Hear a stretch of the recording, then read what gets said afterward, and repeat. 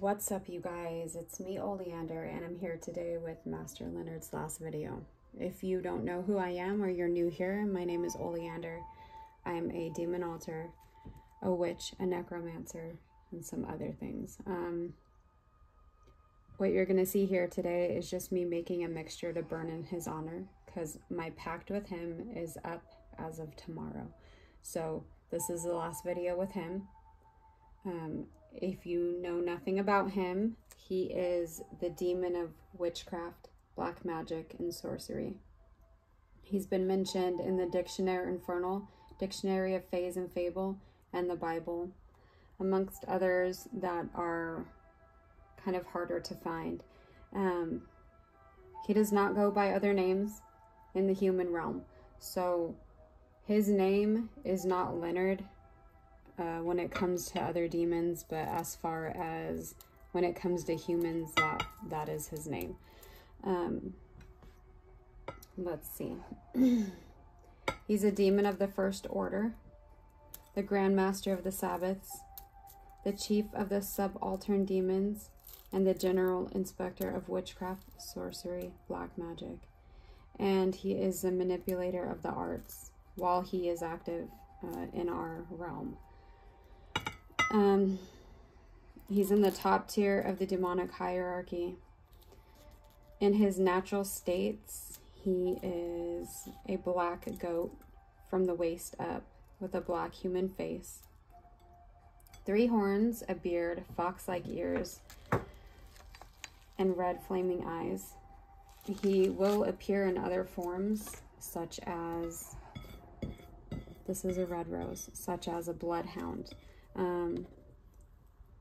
As I go along, you'll notice I'm leaving things out that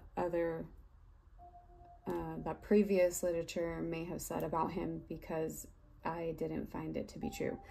So he can appear as a bloodhound, an ox, a blackbird, a soldier, or a tree trunk with a gloomy face. One that I experienced the most with him is a black shadow figure. He also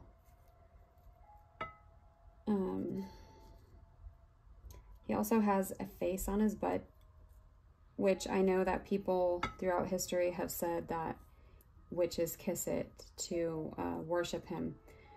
But what I have come to discover is that the face on his butt holds the languages, or the demonic language. You don't kiss it, you put your ear up to it and it can speak to you. Like if you go to the butt and you ask it to give you, and it's not even a butt, it's actually a face. This demon doesn't have a butt. It's just like a 2-headed demon, I would say. One on the top and one on the bottom. So if you ask the bottom face for incantations, he'll give it to you in the demonic language. So that is what that is. That is not to be kissed and all of that stuff. I think that derived from a piece of art that was done on him. Let's see. I have my notes down here so I don't forget anything. So there are black banquets that are thrown in his honor on the Sabbath. What's been previously stated about what goes on at these Sabbaths is just what humans have written about him, or, you know, written about what goes on there. They like to add a lot of the succubus, incubus stuff, because that makes the demon more evil and scary and whatever you want to call it. It makes it more formidable, something that you need to stay away from. So I left all that out because that's not something that I experienced in my pact with this demon. What he can teach is metamorphosis. And I'm not going to say it's into incubus or succubus, because I didn't experience that. I actually don't cross those 2 worlds over. I don't think it's okay to work with the incubus or a succubus, because they're literally sexually assaulting people in their sleep, and I don't agree with that. So that's not something that I would ever do or experiment with or use in my practice, and so that will be left out. He teaches sound magic, music magic, which is the same thing, energy manipulation, including energy vampirism, herbal properties, deception, all black magic, demonic possession and exorcism, demonic symbols and languages, dream magic, astral projection. I'm going to say that including being, or in addition to being the demon of witchcraft, black magic, and sorcery, he's a demon of loyalty. Familiar magic, astral work, and machine magic, so like cyber magic and things of that nature. Cars, computers, any sort of technology, any of the devices that you hold in your hand, he can show you how to work magic on or through. He's not willing to work without a pact and demanding of full devotion and loyalty, which means that if you're going to work with this demon, there is no other deity involved.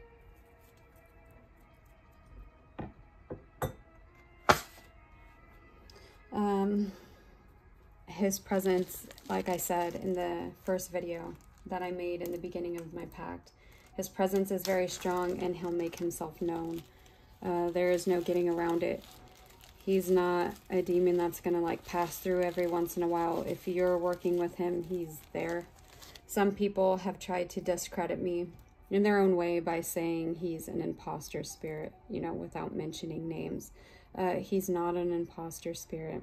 There are tests that you can do. I'm not going to get into that. There are tests that you can do to determine if the spirit you're working with is an imposter, and he's not.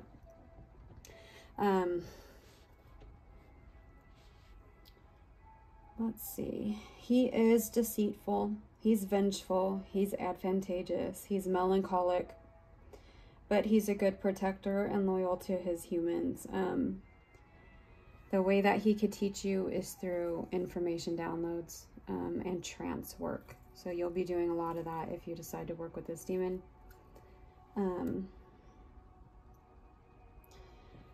I've noticed that he will reach out to the person he wants to communicate with and not vice versa. So this isn't a demon that you're going to use an in to contact like you would some other demons, like from some other hierarchies that he is actually not in. So he's not in the Ducante hierarchy. He's not in the Goetia.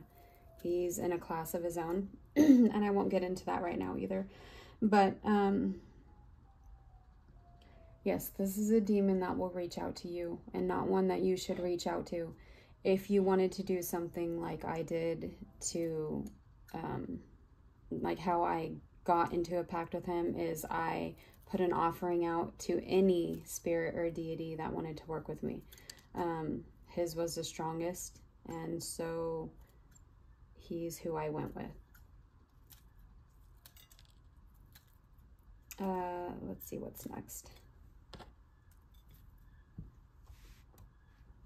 So some offerings that you can offer him, and these are ones that I've had good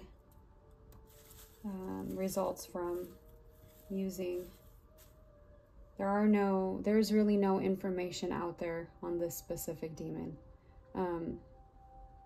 So the colors are black. Hold on.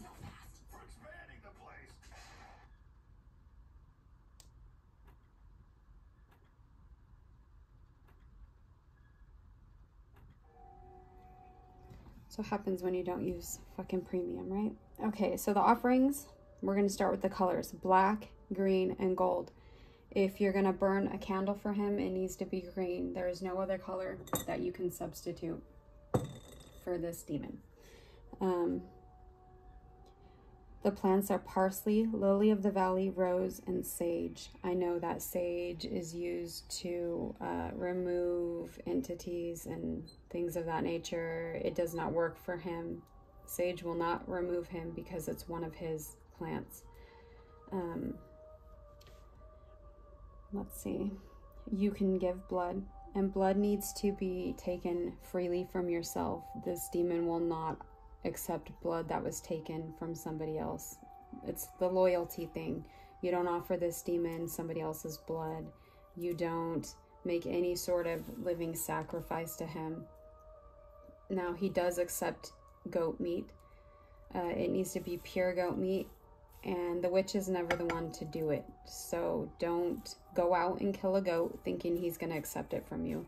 If you get to that stage, then you will be taught how to do that.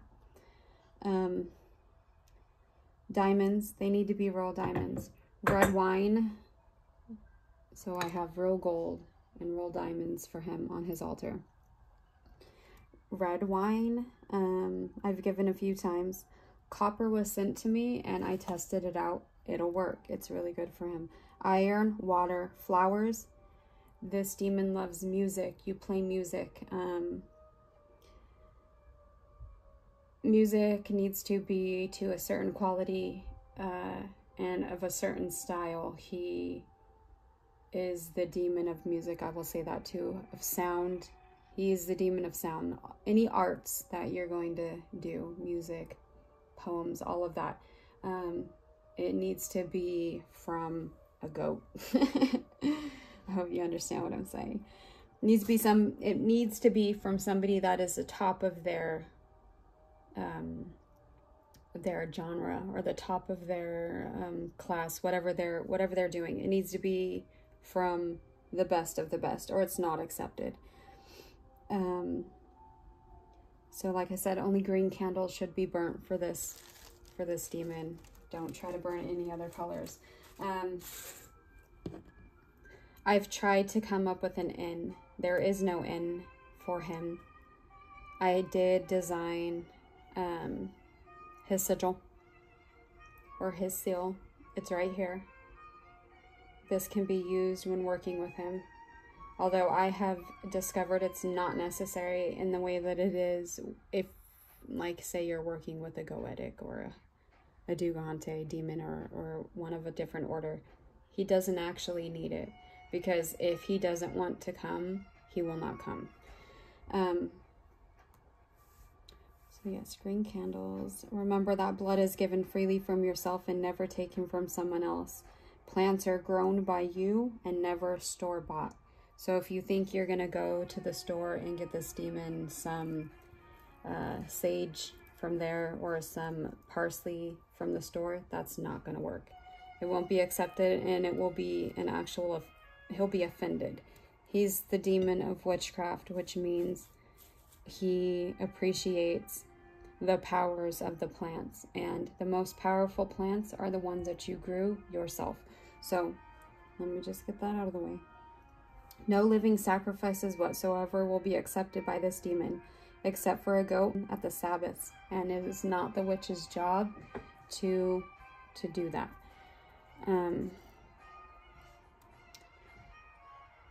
Let's see.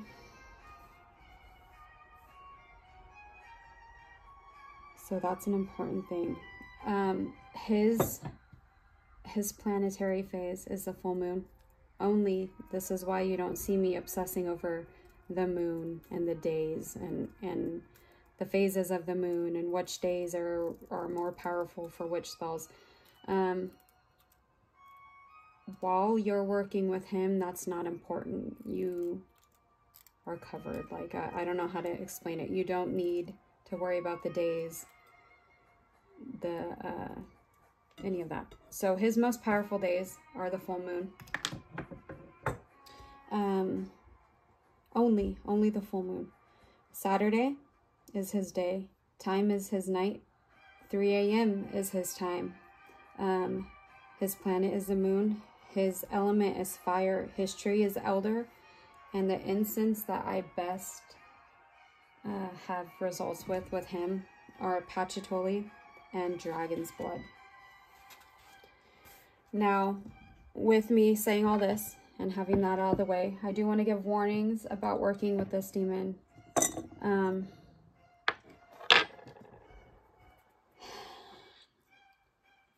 So if you're going to try to make a pact with the demon Leonard, which is not his real name, that's just his name in the human realm, because his name in the demonic language is very long and drawn out, and I can't even pronounce it.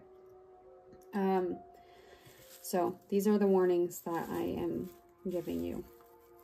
This demon will make his presence known, and he has a strong presence. He will physically touch you. If you don't want him around anymore, you're going to have to banish him. And the banishing...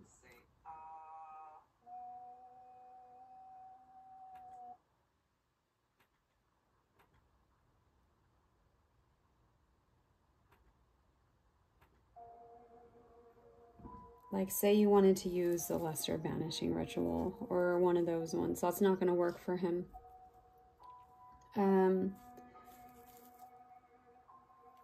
Exorcisms may be necessary if you don't make a pact with him and you try to call upon him. Things of that nature. So,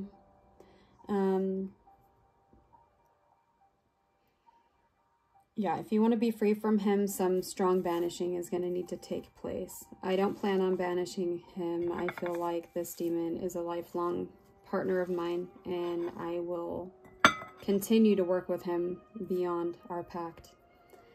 Just not in the way that I have now. There will be no more pacts, and I won't be worshipping just this demon alone. So you must have an altar consisting of real gold and diamonds. If you can't do that, then I wouldn't bother. He will protect you from all other demons. That's one good thing about him. So if you are having problems with another demon, say you called upon one and you did something wrong or something like that, he can fix that for you. You're going to want to protect yourself from unwanted invocations from him. So if you understand what that means, then you understand. He is a kind of demon that will possess people unwantedly. So that's never happened with me, but I am well aware that this is the kind of demon that does that kind of stuff. And that may be why he's left out of a lot of things, because he can teach all of that. Not only can he teach how to do that, but he can teach how to remove it. So possessed people are real. They may look to others as if they're mentally ill, as if they have some sort of mental illness that they can't cure or something of that nature. Sometimes it's not mental illness. Sometimes it's demonic possession. And I know psychiatrists and psychologists are well aware of that. That's also my field. So Leonard is not his demonic name, but is the name humans should use for him, as he likes to mimic humans in every way. So he does like to have a human name. He does like to appear in a human form, even if it is a shadow form. He likes human, he likes the human realm. He likes human machinery. He loves music. He loves poetry. He's very into human material stuff. Things that we find beautiful throughout history, he also does find beautiful. He likes humans. He likes the things that we have. So his name is Leonard to us. This is why he has a human name, whereas others do not. I don't recommend this demon for beginners. If you're a baby witch or whatever the fuck you guys call yourself, I don't recommend you try to work with this demon. This was my first demon that I worked with, and if I could go back and choose an easier demon, I would have. So this will be a journey you go through with this demon. It's not a joke. I strongly suggest not working with him if you've never worked with a demon before. Don't become reliant on his powers. You can learn from them, but you should never just rely solely on him.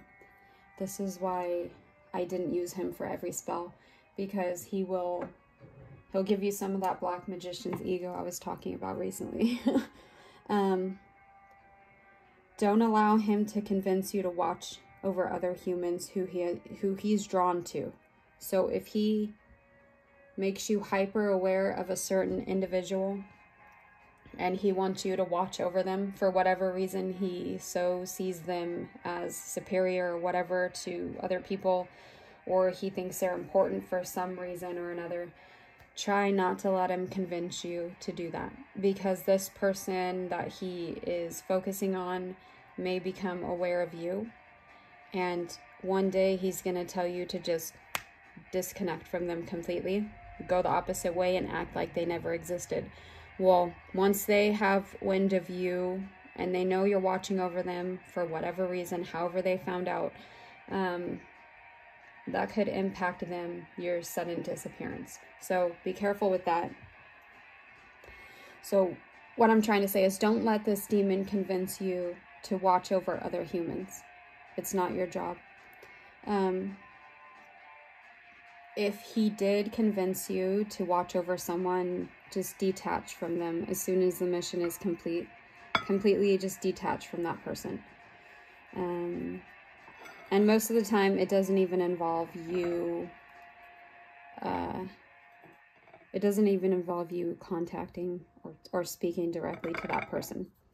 But in those cases, it's easier just to disconnect from whoever he is having you watch. This demon will not give a single fuck about any trivial human things. Like, he doesn't care about stupid things. Say your girlfriend broke up with you and you want her back. You don't call on this demon for anything like that. Okay? So I think that wraps it up. I'm gonna have a bonfire for him tonight, where I'm gonna burn this herbal offering to him, and I will be doing my goodbye ritual with him tonight, and that will be it for Master Leonard on this channel.